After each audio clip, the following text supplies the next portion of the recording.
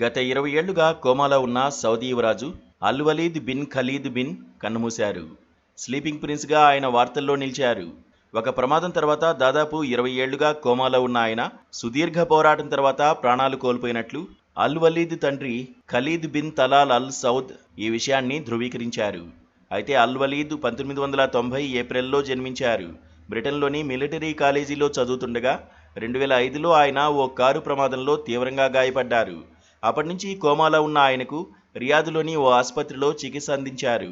Tube ద్వారా ఆహారం అందించేవారు. వెంటిలేటర్పై చికిత్స అందిస్తున్నప్పటికీ కోలుకునే అవకాశం లేదని భావించి 2015లో దాన్ని తొలగించాలని వైద్యులు సిఫారసు చేశారు. అయితే ఏదైనా అద్భుతం జరగచ్చనే ఆశతో ఆయన తండ్రి అందుకు నిరాకరించారు.